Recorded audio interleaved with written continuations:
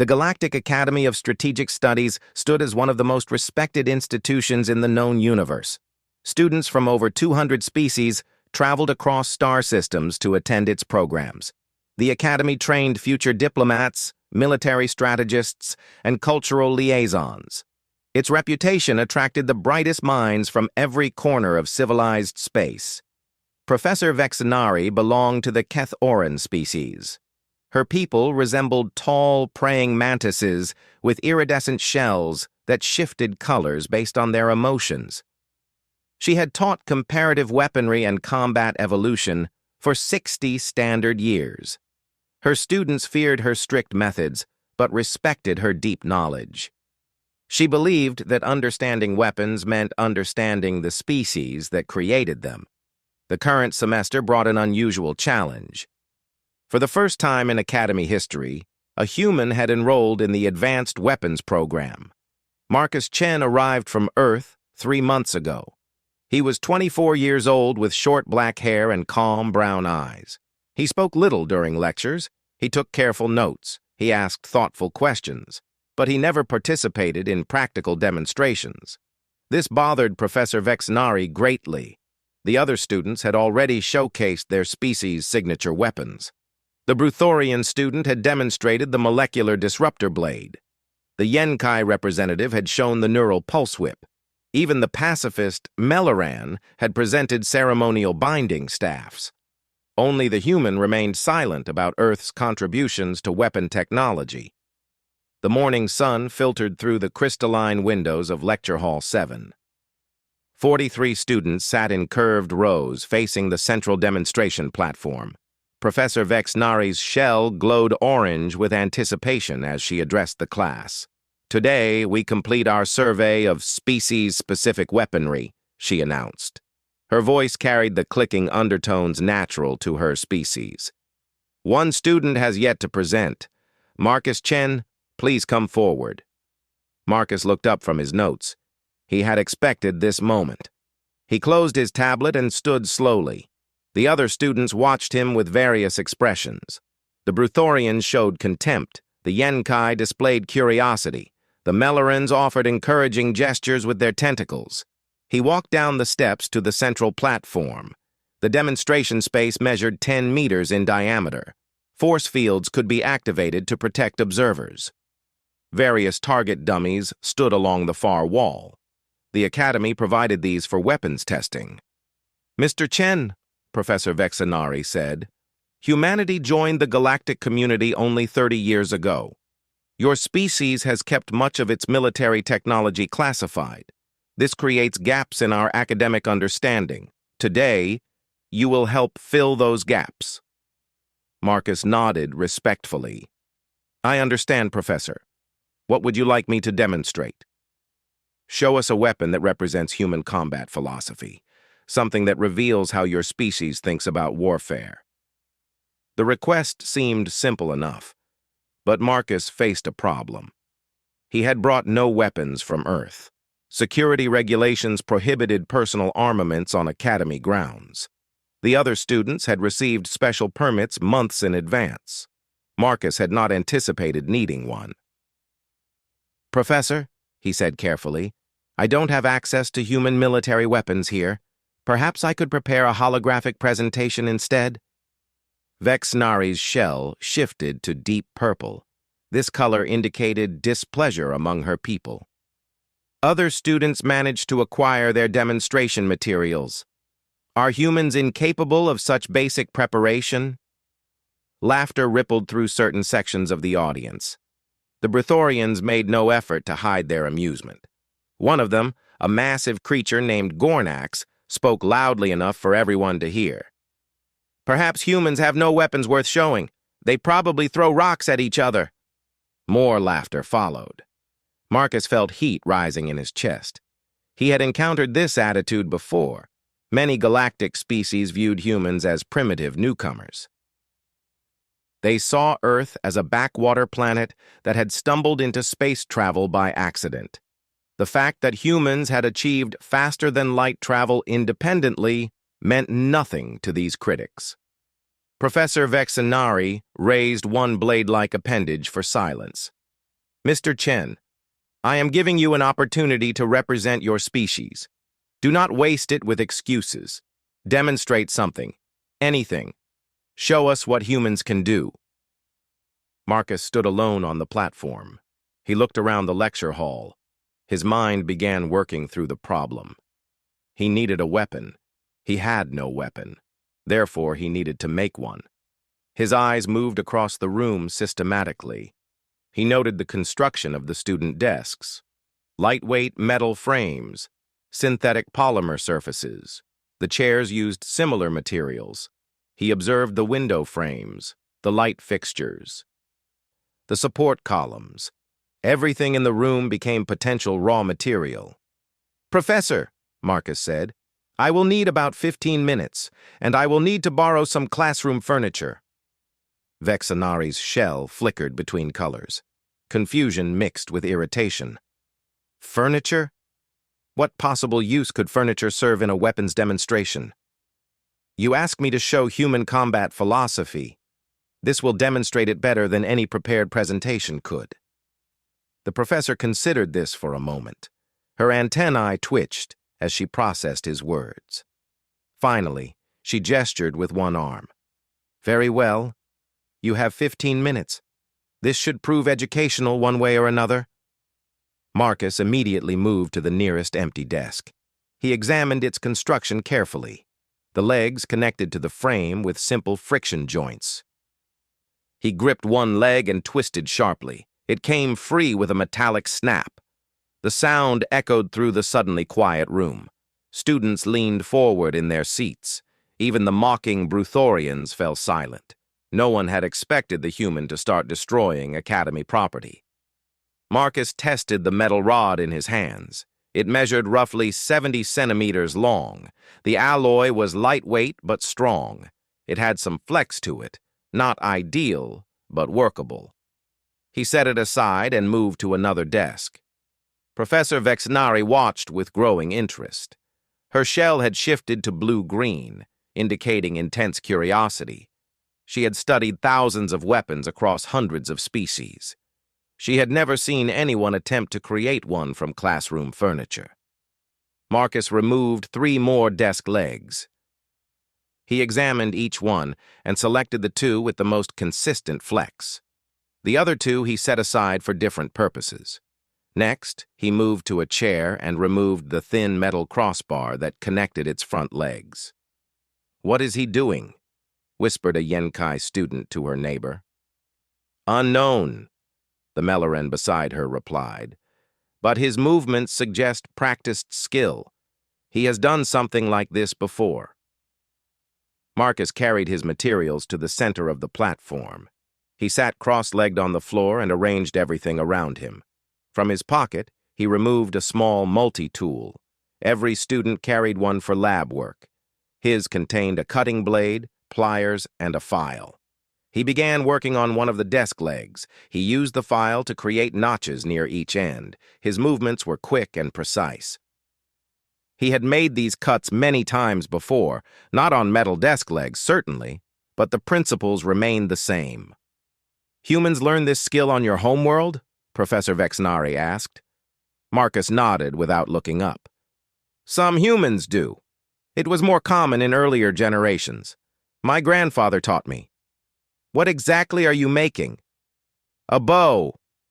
The word meant nothing to most students. They had no translation for it in their languages. But the professor's antennae straightened with recognition. She had encountered the term in historical archives. "A projectile launcher," she said, "using stored mechanical energy. Yes, one of humanity's oldest ranged weapons. We used them for hunting and warfare for over 60,000 years. Whispers spread through the audience. 60,000 years was an almost incomprehensible span.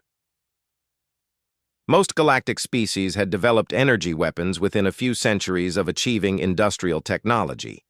The idea of using the same basic weapon design for 60 millennia seemed absurd.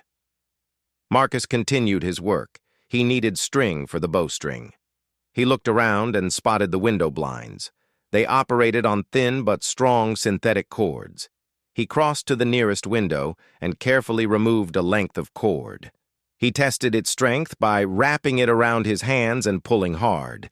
It held without stretching too much. "That cord is rated to lift 50 kilograms, Professor Vexnari noted. "It should be more than adequate for your purposes." Marcus returned to his workspace and began the delicate process of stringing the bow. He attached the cord to the notches he had filed. Then he bent the metal rod and secured the other end. The result was a curved piece of metal under constant tension. When he plucked the string, it hummed with stored energy. The simple sound captured everyone's attention. There was something primal about it, something that resonated across species boundaries. "Now I need arrows," Marcus said. He picked up the metal crossbar from the chair. Using his multi-tool, he cut it into 3 equal sections. Each section was about 40 centimeters long. He filed one end of each piece to a point. The other end he left blunt for now. "You require fletching," Professor Vexnari observed, "stabilizing fins for accurate flight." Marcus nodded and scanned the room again. His eyes settled on a stack of documents on the professor's desk. "May I use some of those papers?" "Use whatever you need." He took several sheets and folded them into small triangular shapes. Then he used the pliers to crimp the blunt ends of his arrows into a split pattern. He inserted the paper fins into these splits. The result was crude but functional. 12 minutes had passed. Marcus stood and tested the bow's draw weight. He pulled the string back to his cheek and held it. The metal creaked slightly under the strain. He estimated about 25 kilograms of draw weight, light for a hunting bow, but sufficient for demonstration purposes. "I am ready," he announced. Professor Vexnari directed him to face the target dummies. She activated the protective force fields around the observation area. "You may proceed when ready, Mr. Chen." Marcus took a deep breath and settled into his stance. Right foot forward, left foot back, shoulders perpendicular to the target. He nocked an arrow and raised the bow. The room fell completely silent. He drew the string back in one smooth motion. He anchored it at the corner of his mouth. He focused on the center target, a standard combat dummy with marked vital zones. He adjusted for the arrow's weight and the bow's limitations. Then he released. The arrow flew across the demonstration space in a blur. It struck the target dummy directly in the center of its marked chest cavity. The paper fletching kept it stable enough for reasonable accuracy. The sharpened point penetrated deep into the synthetic material. Silence held for 2 full seconds. Then chaos erupted. Students began talking over each other in a dozen languages. Some expressed amazement. Others demanded explanations. The Bruthorians looked stunned.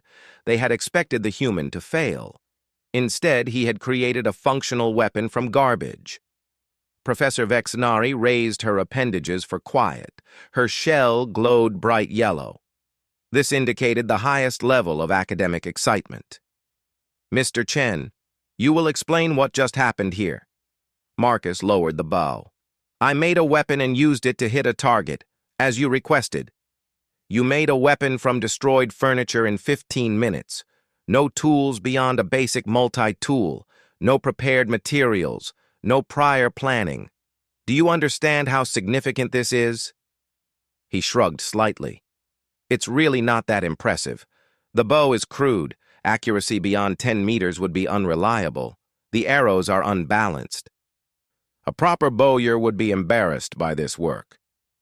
"You miss the point entirely." The professor moved on to the demonstration platform. Every other student brought prepared weapons, manufactured items requiring specialized facilities, industrial production, supply chains. Your weapon required only raw materials and knowledge. Marcus began to understand her excitement. "Ah, you're talking about field improvisation." "Precisely. If a Bruthorian loses his molecular blade, he cannot replace it without returning to a military installation. If a Yenkai drops her neural whip into a canyon, she has lost her weapon permanently.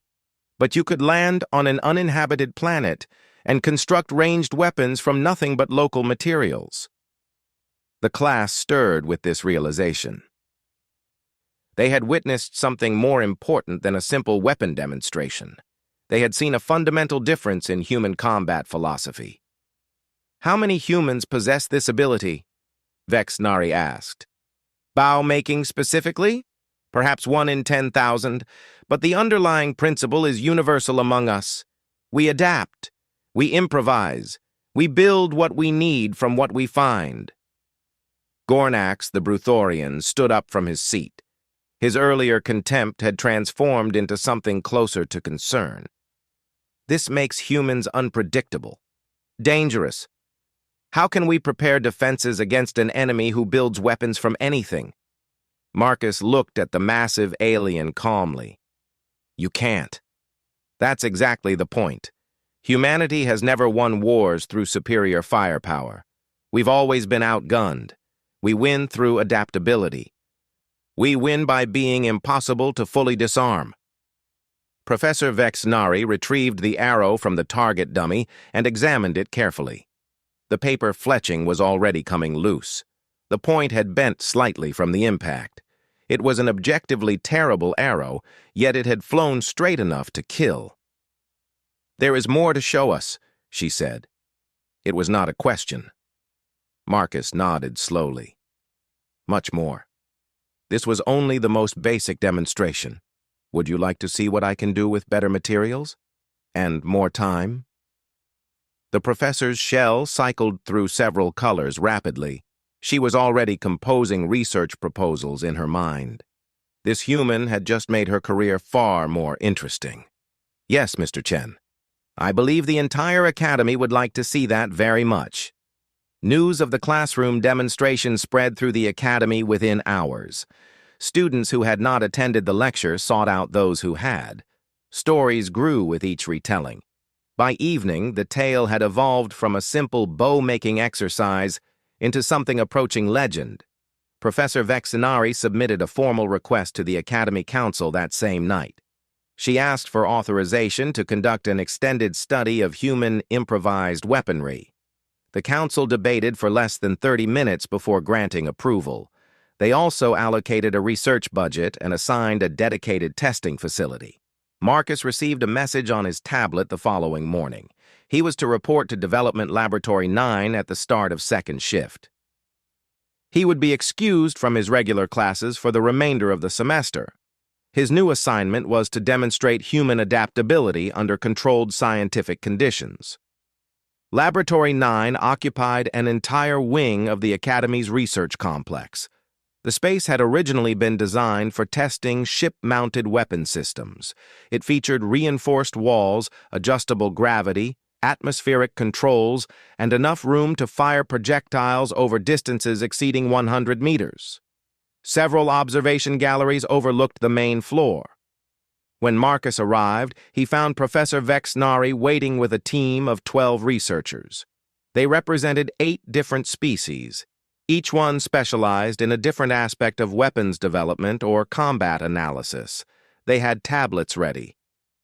Recording devices floated at various positions around the laboratory. "Mr. Chen," the professor greeted him. "Welcome to your new classroom." Marcus looked around the massive facility. "This seems like a lot of resources for one student's independent study." "You are no longer simply a student. You are a research subject. The Council wants comprehensive documentation of human improvisation capabilities. They believe this information has significant strategic implications." "Strategic implications?" Marcus frowned slightly. "I'm not sure I'm comfortable being studied like a potential threat." Vexnari's shell shifted to calming blue tones. "I understand your concern. Let me assure you that this research is purely academic. We seek to understand, not to exploit. Your cooperation is voluntary. You may withdraw at any time." Marcus considered this carefully. He had come to the Academy to learn and to build bridges between Earth and the galactic community. Refusing to participate would only reinforce the idea that humans were secretive and untrustworthy. Besides, he was genuinely curious about how far he could push his skills with proper resources. "What exactly do you want me to do?" he asked. The professor gestured toward the center of the laboratory. A large pile of materials had been assembled there: metal scraps, plastic components, fabric, wood from various planets, wires, adhesives, basic tools. It looked like the contents of a salvage yard. "We want to observe your creation process," she explained. "You will be given various material scenarios. Each scenario represents conditions you might encounter on different types of planets. You will construct weapons using only the provided materials. We will analyze your methods, your decision-making, and your results." Marcus walked over to the pile and examined its contents. He saw possibilities everywhere. His hands itched to start building. "How long do I have for each scenario?" "We will start with generous time limits and reduce them as we progress. Today's first scenario gives you 2 hours. The materials represent what might be scavenged from a crashed shuttle on an uninhabited world." "And what type of weapon should I create?" "That is entirely your choice. Select whatever you believe would be most effective for survival and defense." Marcus nodded and removed his jacket. He rolled up his sleeves and began sorting through the materials. His first task was to understand what he had to work with. He created separate piles for metals, polymers, organics, and adhesives. The research team watched his every movement and took constant notes. After 15 minutes of sorting, Marcus had formed a mental inventory. The metal scraps included thin aluminum sheets, copper wiring, and a few lengths of steel rod. The polymers were mostly broken plastic panels of various hardness. The organic materials included several wooden planks and what appeared to be dried plant fibers from some alien world. "I'm going to make a crossbow," he announced. "It will be more powerful and accurate than yesterday's handbow.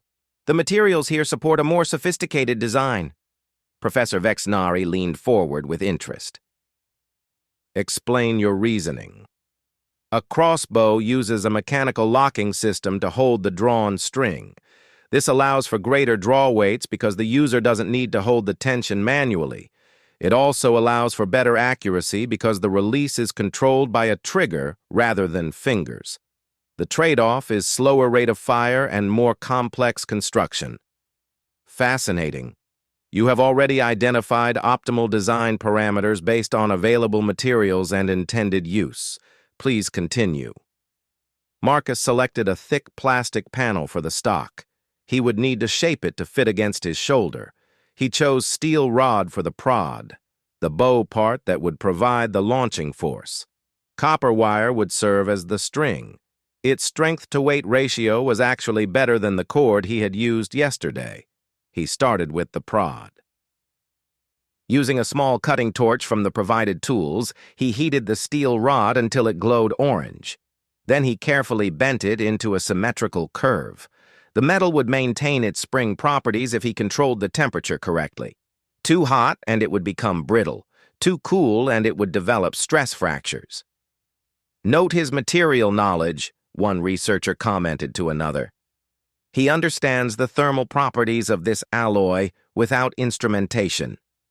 "Experience," Marcus said, overhearing them. "I've worked with steel since I was a child. You develop intuition for it." The prod took him 40 minutes to complete. He quenched it in water to set the curve, then tested its flex by pushing down on the center. It bent smoothly and returned to shape. Draw weight would be around 40 kilograms. Much better than the desk leg bow. Next, he constructed the stock. He measured his own body for reference and cut the plastic panel to size. He carved a channel along the top where the bolt would rest. He cut a notch where the string would lock. Then he began working on the trigger mechanism. This was the most complex part. He needed to create a system that would hold the string under tension and release it cleanly when activated. He used small pieces of metal to fabricate a rotating nut and trigger lever. The pieces had to fit together precisely or the weapon would misfire. The researchers watched in amazement as Marcus worked without plans or measurements. He seemed to hold the entire design in his head. He would test a piece, adjust it slightly, test it again, and move on.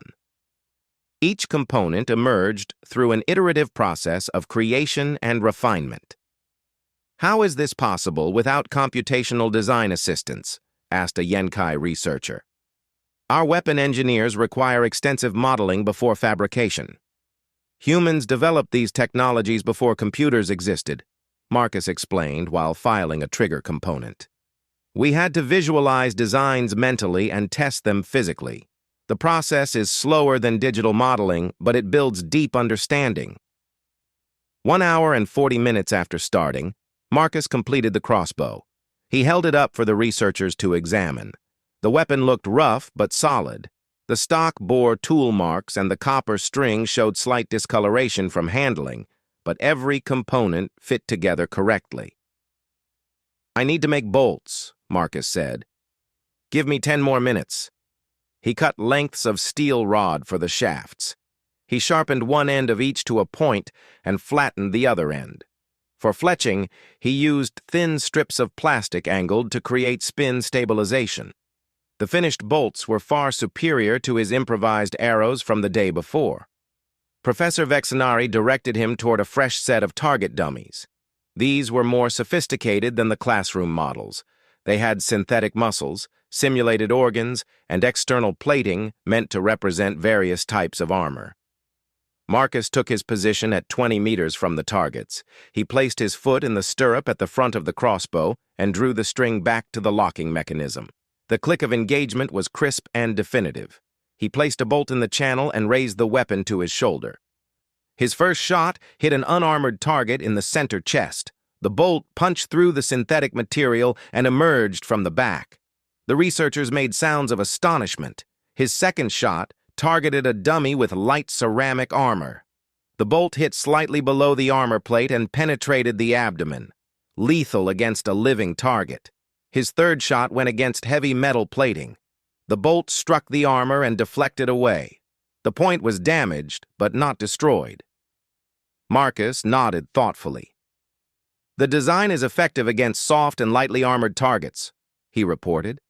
"Heavy armor would require specialized bolts with hardened tips, possibly armor-piercing designs that concentrate force on a smaller point."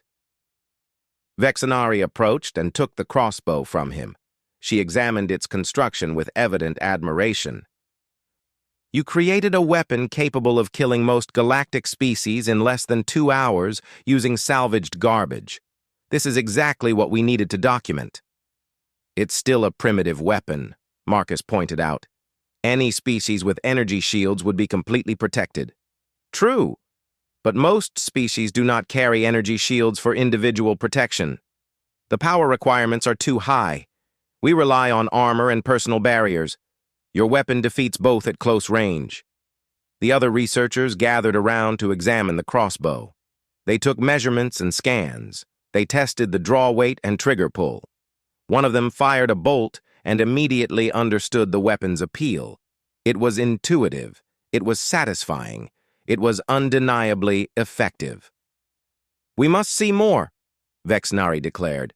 "Mr. Chen, are you prepared for another scenario?" Marcus looked at the remaining hours of second shift. He was actually enjoying himself. The challenge of working with limited materials appealed to something deep in his human nature. "What did you have in mind?" "A more restrictive scenario. Materials representing a jungle planet with advanced vegetation but no metal deposits. Time limit of 1 hour." The research team quickly cleared the laboratory floor and brought out new materials.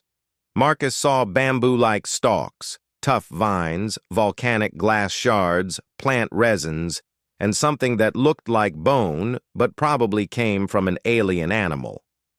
He studied the new collection with fresh eyes.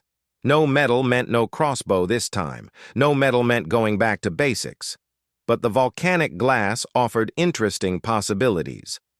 On Earth, obsidian had been used to create some of the sharpest blades in human history, sharper than surgical steel if knapped correctly. "I'll make a composite weapon," he announced. "Combination of ranged and melee capability."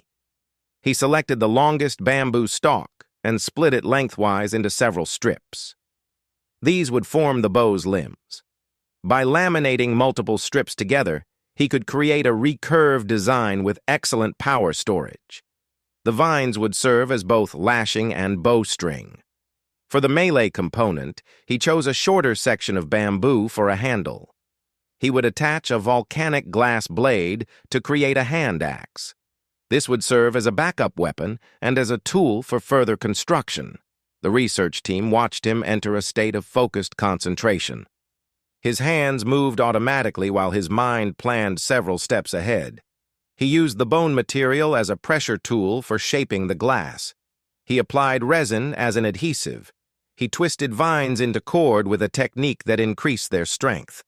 Marcus finished with 8 minutes to spare. The bow was beautiful in its simplicity. Its curved limbs stored energy efficiently.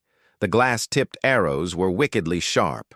The hand axe looked like something from human prehistory, but felt balanced and deadly. "Outstanding," Professor Vexnari breathed. "You have just replicated 10,000 years of human technological development in 52 minutes. Marcus tested the bow's draw. It felt good, natural, like an extension of his body. "My ancestors would have taken generations to develop these designs through trial and error. I have the advantage of knowing where the process leads." He fired several arrows at the targets. The glass tips shattered on impact but delivered devastating wounds. The arrows would not be reusable, but they would certainly be lethal. He threw the hand axe at a dummy and buried it in the synthetic skull. One researcher, a small furred being from the Neen Consortium, raised a trembling paw. "This is why humans are so dangerous," she whispered. "You do not need civilization to fight effectively. You could lose everything and rebuild your combat capability within days." Marcus retrieved his weapons and turned to face the group. He understood their fear. He also knew he needed to address it directly. "You're right that we're dangerous," he said. "Every human carries thousands of years of survival knowledge in their cultural memory. But you're missing something important. We don't just know how to build weapons. We know how to build everything." He gestured at the crossbow and then the bow. "The same improvisation skills that create these weapons also create shelters, water purification, medical tools, communications devices. Humans aren't dangerous because we can make weapons from anything. We're survivors because we can make anything from anything." Professor Vexnari's shell shifted through a complex pattern of colors as she processed this statement. "You are suggesting that weapon improvisation is merely one expression of a broader adaptive capability." "Exactly. On Earth, we have a saying, necessity is the mother of invention. When we need something, we figure out how to make it. That's just how we think." The research team spent the next hour documenting every aspect of Marcus's creations. They scanned the weapons and recorded their specifications. They interviewed him about his design choices and fabrication techniques. They compiled data that would eventually fill several academic papers. But as the session wound down, Marcus noticed something concerning. The researchers were not just academically interested. Some of them were afraid. The Neen researcher kept her distance from him. The Yenkai would not meet his eyes. Even Professor Vexnari maintained more formal posture than before. He had come to the academy to build bridges. Instead, he might be building walls. "Professor," he said, as the researchers packed their equipment, "may I ask you something?" "Of course, Mr. Chen." "Do you regret requesting this research?" Her shell flickered with surprise. "Why would you ask that?" "Because I see how your team is looking at me now. I went from being an interesting student to being a potential threat. If this research makes humans look too dangerous, it could harm relations between our species." Vexnari considered his words carefully. Her shell settled into a thoughtful gray tone. Your concern is noted and appreciated, but I believe understanding is always better than ignorance. If humans possess these capabilities, the galactic community must know. And then what? Will we be treated as enemies, subjected to restrictions? That is not my decision to make, but I can tell you this. She moved closer and lowered her voice.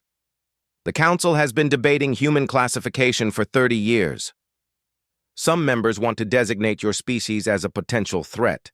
Others argue for partnership. This research could tip the balance either way. Marcus absorbed this information with growing concern. Which way do you think it will tip? That depends on what else you show us. Today you demonstrated the capacity for violence. Tomorrow you could demonstrate something else. The choice is yours. She left him alone in the laboratory with his improvised weapons and a difficult decision. He had wanted to showcase human adaptability. He had succeeded perhaps too well. Now he needed to think carefully about his next demonstration. What should he build to show that humans were worth trusting? Marcus spent the night in his quarters reviewing his options. He did not sleep. His mind kept returning to the same question. How could he show humans in a better light without being dishonest about human nature? He could not pretend that humans were peaceful. Earth's history was filled with war. He could not claim that humans were not dangerous. He had just proven otherwise in the most dramatic way possible. Any attempt to minimize human capabilities would seem like deception. But there was another side to humanity that he had not yet shown. The same adaptability that made humans dangerous also made them incredibly useful allies. The same creativity that built weapons also built solutions to impossible problems.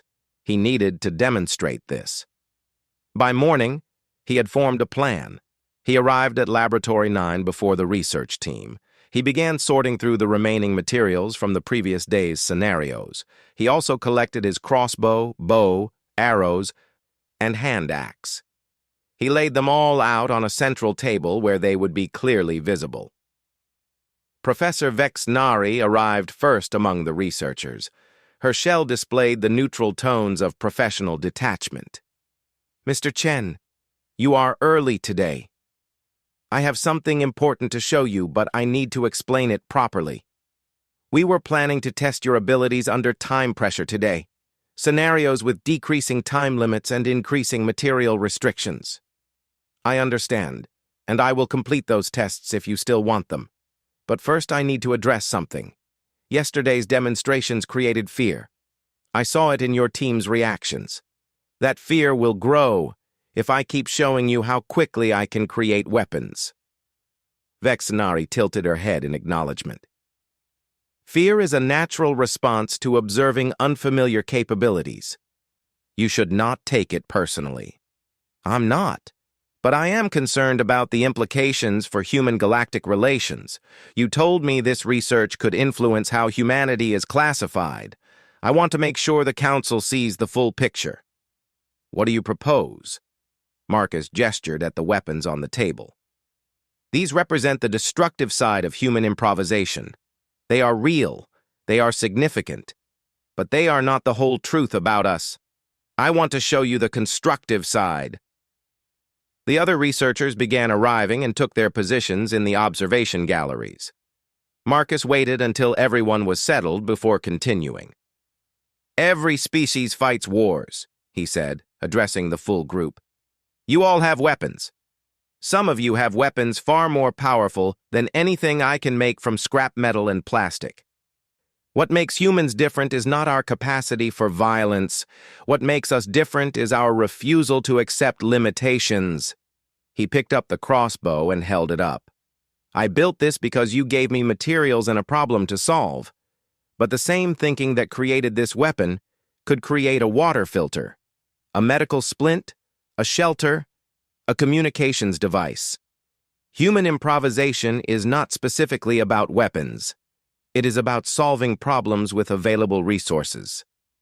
The Neen researcher raised her paw. Her voice was still nervous, but now also curious. You are saying that weapon creation is incidental to the underlying capability? Exactly. I could demonstrate this by building survival tools instead of weapons, but that might seem like I'm trying to hide something.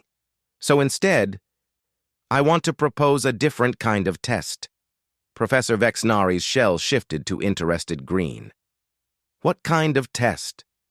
Marcus set down the crossbow and faced the group directly. Give me a real problem, not a weapons scenario, not a survival scenario. Give me an actual problem that someone in this room is facing, something that requires a creative solution. Let me show you what human improvisation looks like when it's not pointed at a target. Silence fell over the laboratory. The researchers exchanged uncertain glances. This was not what they had prepared for. They had test scenarios and time limits and documentation protocols. They did not have random problems ready for solving. Then the Yenkai researcher spoke up. Her name was Seleth, and she had been particularly distant since yesterday's demonstrations. I have a problem. A real one. I did not intend to mention it, but since you are asking. Please, tell me. Seleth unfolded her long arms in a gesture of vulnerability. My species communicates partially through pheromones. The Academy's atmospheric processors filter these chemicals for the comfort of other species. This means I cannot fully express myself or understand my Yenkai colleagues. It is isolating. Some days it feels unbearable. Marcus nodded thoughtfully. So you need a way to communicate pheromones despite the atmospheric filtering. Can you emit them locally around yourself? Yes, but they disperse and get filtered before reaching other Yenkai. The distances in this facility are too great. What if you could contain and transport the pheromones, like a message in a bottle? Seleth's facial tendrils twitched with interest. The chemicals degrade quickly when removed from living tissue. They would not survive transport. Marcus began pacing as his mind worked through the problem. He examined the available materials in the laboratory. He thought about atmospheric chemistry. He considered container options. A solution began forming. The pheromones degrade because they oxidize, he said. If we sealed them in an inert atmosphere, they would last longer. And if we added a living substrate, something that could keep them fresh, they might remain viable for hours. He moved to the material pile and started selecting items. He chose a small container made of non-reactive polymer. He found some sealant that could create an airtight closure. He spotted a packet of emergency rations that contained a nitrogen-generating element for preservation. What are you building? Seleth asked. She had moved closer without realizing it. A pheromone messenger capsule. You breathe into it to deposit your pheromones. The nitrogen generator purges oxygen to prevent degradation. The container seals automatically. The recipient breaks the seal and inhales the contents. Instant pheromone message across any distance. The other researchers leaned forward with sudden interest. This was not weapons development. This was practical problem-solving for a real quality-of-life issue. Marcus assembled the components quickly, explaining each step. The tricky part is the living substrate, he continued. We need something that can bind with the pheromones and keep them stable. On Earth, we might use honey or certain plant gels. What do you have here that has similar properties? The Melaran researcher extended a tentacle toward a container of biological samples. We have Kelak secretion. It is used as a laboratory medium because it preserves chemical compounds effectively. Perfect. Marcus added a small amount of the secretion to the capsule. He finished the assembly and handed the device to Seleth. Try it. Breathe into the opening until the indicator changes color, then seal it and give it to another Yenkai. Seleth examined the device carefully. It was rough and improvised, like his weapons, but the principle was elegant. She placed her breathing membrane against the opening and exhaled a long stream of pheromone-laden air. The indicator changed from clear to amber. She sealed the capsule and looked at it with something approaching wonder. This might actually work. Send it to someone and find out, Marcus suggested. Seleth left the laboratory immediately, moving faster than Marcus had seen any Yenkai move. The remaining researchers watched her go and then turned back to Marcus with expressions of reassessment. Professor Vexnari approached him slowly. "You just solved a problem that has affected Yenkai students at this academy for decades. Our engineers studied the issue. They proposed complex ventilation solutions that were too expensive to implement. You built an alternative from garbage in 15 minutes. "It's not perfect," Marcus cautioned. "The capsules are single-use. The substrate might not preserve all pheromone types equally. It needs refinement." "Of course it needs refinement. That is what engineering teams are for. But you provided the concept. The creative leap. That is what humans do." The Neen researcher approached Marcus with her earlier fear replaced by fascination. "Among my people, problem-solving is a collective process. We gather many individuals and combine their thinking. One Neen alone struggles to innovate, but you did this by yourself in moments." "Humans can innovate collectively too," Marcus said. "But we also spend a lot of time alone with our thoughts. We learn to rely on our own creativity because we don't always have a group available." "This is enviable and terrifying at the same time." Marcus smiled slightly. "Most things about humans are." The laboratory doors opened and Seleth returned. She moved differently now. Her body language was open and excited. Behind her came another Yenkai, one Marcus had seen in the dining halls but never met. "It worked," Seleth announced. "He received my complete emotional state. Nuances I have not been able to share since arriving at the academy.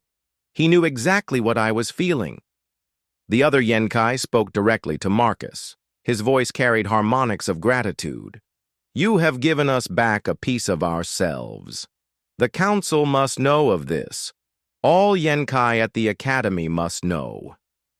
Professor Vexnari seized on this development immediately. "Mr. Chen, would you be willing to continue this type of demonstration? Solving problems rather than building weapons?" "That's what I wanted from the beginning," Marcus said. "I never came here to show off human deadliness. I came to learn and to contribute." "Then let us proceed differently. I will compile a list of ongoing problems faced by various species at the Academy. Environmental issues, communication barriers, accessibility challenges. You will address them one by one using your improvisation abilities." "And the weapons research?" Vexnari looked at the crossbow and bow still sitting on the table. "We will include your weapons work in our final report. The council must see the complete picture, as you said, but we will contextualize it properly. Human improvisation is a neutral capability. It produces whatever is needed. Weapons when survival requires them. Solutions when problems require them." Marcus felt relief wash through him. This was the outcome he had hoped for. "I would like to make one additional suggestion." "Yes?" "Involve other humans. I'm just one person with my own limited knowledge. If you want to understand human improvisation fully, you should observe multiple humans with different backgrounds. Engineers, artists, farmers, medical workers, each one will solve problems differently." The professor's shell cycled through excited colors. "A comparative study. Brilliant. I will contact Earth's embassy immediately." Over the following weeks, Marcus worked through a long list of problems. He improved water recycling for the aquatic species dormitories. He created translation aids for species with non-standard communication methods. He designed furniture modifications for bodies that did not match standard academy configurations. Each solution earned him more respect and more allies. Other humans arrived from Earth to participate in the expanded study. An architect who could visualize structures without plans. A farmer who understood soil and growing conditions intuitively. A doctor who diagnosed problems through observation and touch. A musician who could improvise instruments from any resonant material. The researchers documented everything. Patterns began emerging. Humans shared certain cognitive traits that enabled their improvisation abilities. They excelled at seeing connections between unrelated things. They tolerated ambiguity and incomplete information. They tested ideas physically rather than waiting for theoretical certainty. Most importantly, humans were not afraid to fail. They attempted solutions that other species would reject as unlikely to succeed. Sometimes these attempts failed, but sometimes they worked brilliantly. This willingness to try the improbable seemed to be humanity's greatest asset. The final report to the Council ran over 300 pages. It included weapons research and problem-solving demonstrations in equal measure. It presented humans as they truly were, dangerous when necessary, creative always, adaptable beyond anything the galactic community had previously encountered. The Council debated the report for 3 days before reaching a decision. Professor Vexnari delivered the news to Marcus personally in Laboratory 9, where everything had started. "Humanity has been classified as a priority partner species," she told him. Her shell glowed with warm satisfaction. "The Council believes that human improvisation abilities are too valuable to restrict. They want humans integrated into research teams, engineering projects, and exploration missions across the Alliance." Marcus let out a breath he had not realized he was holding. "That is the best possible outcome. It is also the most logical outcome. You showed us that humans are neither pure threat nor pure benefit. You are tools that can be used for either purpose. The Council decided to use you for good rather than fear you for evil." "We prefer to be considered people rather than tools," Marcus observed mildly. "Of course. Forgive the comparison. My point is that you demonstrated the choice was ours to make. We could treat humanity with suspicion and gain an enemy. Or we could treat humanity with trust and gain an ally. You made the second option possible." Marcus walked over to the central table where his first improvised weapon still sat. The crossbow needed maintenance. The bow's string had stretched. The arrows were scattered, but they represented the starting point of something important. "I should probably put these in a museum," he said, "the desk-leg bow that changed galactic politics." Vexnari made a clicking sound that served as laughter for her species.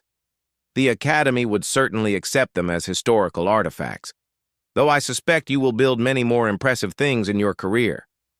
"Maybe, but these will always be special. They were built under pressure, with limited materials, while my entire species was being judged. They're not pretty, but they worked. That is very human of you, valuing function over form." Marcus looked at his professor and friend. "We also value relationships, connections, trust. I want you to know that I am glad this worked out the way it did, not just for humanity. For both our peoples." Professor Vexanari's shell displayed colors that Marcus had never seen from her before. Deep purples and golds that signified profound personal emotion. "I am glad as well. When you first walked into my classroom, I saw a primitive from a backwater world. Now I see a colleague, perhaps even a friend." "Definitely a friend," Marcus confirmed. He gathered his improvised weapons and placed them carefully in a storage container. They would go to the Academy Museum.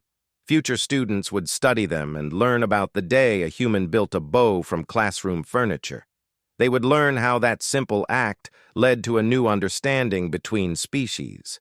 But more importantly, they would learn that humans could be trusted, that despite their dangerous capabilities, humans chose creation over destruction. That the same adaptability that made them fearsome warriors also made them invaluable allies. Professor Vexanari had asked for a weapon demonstration. Marcus had given her something much more significant. He had given her hope for the future.